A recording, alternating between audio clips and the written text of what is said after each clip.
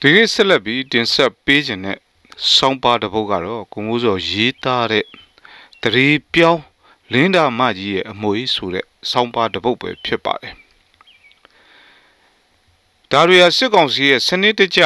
ကစားတဲ့မိုင်းဂိမ်းတစ်ခုလိုပဲယူဆပါတယ်။တယောက်ပြီးတယောက်ဖြစ်စဉ်တစ်ခုပြီးတစ်ခုလှည့်ကစားပြီးတော်လန်ရေးပေါ်အာယုံတွေပြန့်လွင်အောင်မျောနေအောင်လုပ်တဲ့ကစားကွက်တွေဒါရီဟာအကျန်းဖက်စစ်တပ်ကစိတ်သက်စစ်စင်ရေးလုပ်တဲ့လူတွေတိတ်ကျွမ်းကျင်ပါတယ်။မှတ်မရရဒေါန်ဆန်းစုကြည်တို့ရှိစဉ်ကတက်ကကောင်းတွေဇီးဒီပန်းမှောက်ချိန်ရွှေတစိမ့်တွေဖင်ဟောင်းလောင်းပေါ်ချိန်တခိုးတွေခိုးတယ်နဲ့မိချိန်ရွှေသမင်တွေရာကောင်းချီပြီးမင်းကြီးတာကထွက်ခါဖုံထချိန်လွတ်တော်တဲ့ခြေဥပြင်းချိန်မော်ရယ်တို့ဖင်ဟောင်းလောင်းနဲ့ဆက်စီကြပြီးအတန်းရှင်းရအောင်လုပ်လိရှိတယ်လို့အမှုပညာရှင်တွေရဲ့အညီဟောက်ဇလန်းတွေကိုလက်ကင်ဒုတ်မီဒီယာအစုံကအချိန်ခိုက်ထွက်လာတတ်ကြပါတယ်ငတုံးတွေကလည်းရေထဲဘောလောမျောနေတဲ့ဤတုံးလေးတွေလူ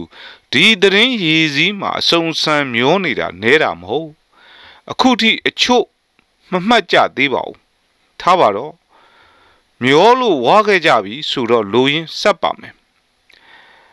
မင်းအောင်လိုင်းဟာမိုးရဲရေထဲရောက်နေပါပြီရွေးကောက်ပွဲကိုခွေးတို့ပေါက်လှုပ်ပြီးထွက်ပြရတော့ပါမယ်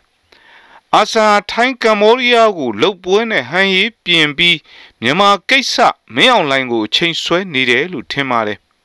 မင်းအောင်လိုင်းခွေးတို့ပေါက်ကထွက်တာနဲ့တရုတ်နဲ့အာဆီယံဟာရုရှားနဲ့အာနာရှင်တွေဝန်းရံကြမယ်နော်ကိုရီးယားကိုတန်ဆက်တွေလောက်တာကောင်းတဲ့လက္ခဏာတော့မဟုတ်ပါဘူးအာရှရဲ့လူမိုက်ဝင်ရိုးတန်းကိုစိတ်ကူးရင်းနေပုံရတယ်လို့ထင်မြင်မိပါတယ်တရုတ်ဟာမင်းအောင်လိုင်းကိုဘက်ကပ်ပြီးတဲ့ပုံစံဟာဘာရှင်ပြောင်းသွားပြီလို့ယူဆပါတယ်ကန်တိတ်စိုးနေရင်ကျွန်တော်တို့တနိုင်ငံလုံးကိုတော့တရုတ်ဟာစောင့်ကြည့်နေပြီလို့ယူဆရတော့မဲ့သဘောပါပဲနောက်ထပ်အတီမပြုတ်နိုင်တဲ့သတင်းတစ်ခုကတရုတ်ဟာ NUG ကိုတိတ်တဆိတ်တွေးဆုံမှုလုပ်တယ်၄-၅ချိန်ရှိပြီလို့ဆိုပါတယ်ဒါကဘာသဘောဆောင်လဲကျွန်တော်တို့မသိပါဘူးဘာကြောင့်ဆိုတော့အတီမပြုတ်နိုင်တာရဲ့နှစ်ဖက်စလုံးကမထုတ်ပြန်တာရဲ့ကြောင့်ဒါမှောက်ဖဲတစ်ချက်အဖြစ်သာရှိနေပါတယ်တို့ပေသည်မင်းအောင်လိုင်းအခြေအနေဟာပြေးရတော့မဲ့အခြေအနေကိုမရောက်တယောက်ဖြစ်နေချိန်မှာ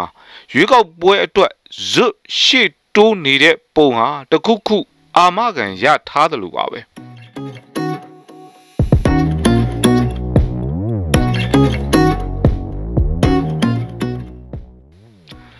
ခုလည်းမိသားစုခရီးလို့ကြားနေပြန်ပါလေသိအောင်တစ်မျိုး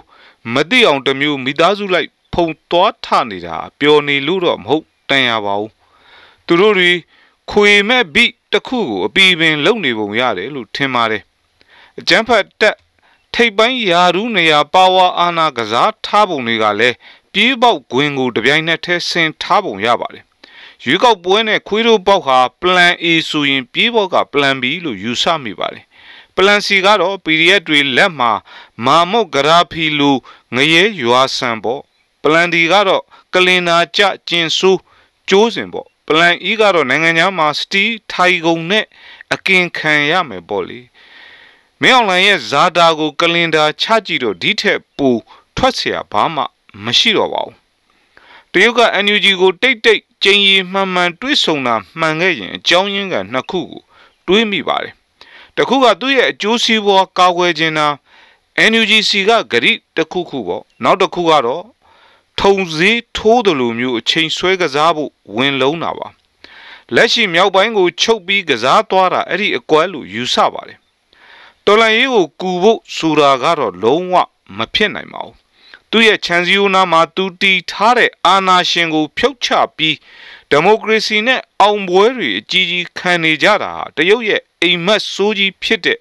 တိမ်မင်ကိုစီလောင်းပြီးမီးရှို့နေတယ်လို့ဖြစ်နေမှာပါလက်ရှိတရုတ်ပြည်တွင်းမှာလည်းတိမ်မင်ဘာရှင်နှစ်အတွက်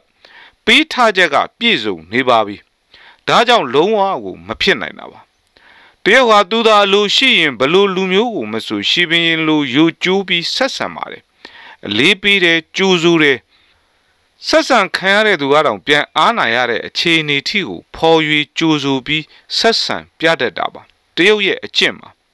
သူ့လူရပြည့်သွားတာနဲ့စက္ကန့်တိုင်းအတွင်းရန်သူလူကျွန်းလူချက်ချင်းပြောင်းပြီးဆက်ဆံနိုင်တဲ့စွမ်းရည်ကိုလည်းပိုင်ဆိုင်ထားတာကိုမမေ့သင့်ပါဘူးအနုပညာရှင်များစာပေလောကကပညာရှင်များတပင်းပညာရှင်များနိုင်ငံရေးပါတီများပညာရေးနယ်ပယ်ကပုဂ္ဂိုလ်များဒါတွေကိုအတုပ်လိုက်တရုတ်ပြည်ကိုပင့်ဖိတ်ပြီးတက်ခင်လိုတထေးလိုရှင်ဘရင်လိုသဘောထားဆက်ဆံပြခဲ့တယ်လို့ယူဆမိပါတယ်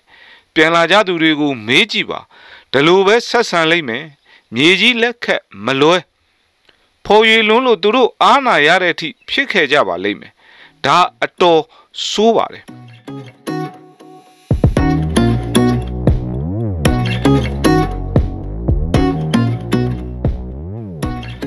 psychological communication လို့ခေါ်ရမယ်ထင်ပါတယ်အဲ့ဒီကိုတွားခဲ့တဲ့အုပ်စုတွေဟာစိတ်ပိုင်းဆိုင်ရာမှာသူတို့ကတရုတ်ရဲ့အထူးပုံကိုယ်တွေလိုခံစားလိုက်ရတဲ့အချိန်မှာပဲတရုတ်ကသူတို့ကိုခတ်တုံးကျွန်းတွေအဖြစ်အပိုင်ရသွားခဲ့ပြီပဲဖြစ်ပါတယ်မသေးမချင်းခိုင်းစားတော့မှာပါပိုးထောင်ချောက်လေးတစ်ခုပေါ့တိတ်ကိုတေသက်လှပပြီးနုညံ့လာတဲ့ထောင်ချောက်ထဲမှာမြန်မာပြည်ကကိုဆရာကြီးလို့ထင်နေတဲ့ထင်တလုံးနဲ့စောက်ပေါ်ငတုံးတွေတပုံကြီးပါတရုတ်နဲ့ပတ်သက်တဲ့ကိစ္စတွေကိုကျွန်တော်တို့တွေးတဲ့အခါတိုင်းမှာအထူးသဖြင့်တရုတ်ဘာလုပ်နိုင်လဲဆိုတာမျိုးကိုတရုတ်နေရာကဝင်စဉ်းစားတဲ့အခါတိုင်းသတိကပ်ရမှာပါတရုတ်ဟာလူသားဆန်တရားမျှတတဲ့ရှုထောင့်ကနေလုံနိုင်နေဆိုတဲ့အတွေးမျိုးထက်ကလိန်ကကြစ်ရုပ်မှာကောက်ကျစ်တဲ့နေရာကဘလို့လှုပ်လာနိုင်တယ်လေလို့တွေးခြင်းကသာဖြစ်နိုင်ကြီးတစ်ခုအဖြေတစ်ခုနဲ့ပိုနီးစပ်တယ်လို့ယူဆပါတယ်တရုတ်အစိုးရနဲ့တရုတ် CCP ဟာမြန်မာနိုင်ငံပြည်သူအပေါ်ကောင်းခဲ့တာစိုးစီးမြမရှိခဲ့ဘူးတာမို့တရုတ်နဲ့ပတ်သက်တိုင်းတန်တရားရှုထောင့်ကိုတရသေးစုပ်ကင်ထားပါလို့စကားလက်ဆောင်ပါကြပါတယ်ပြည်သူတို့ရဲ့ခုခံတွန်းလှန်စစ်မုတ်ချအောင်ရမယ်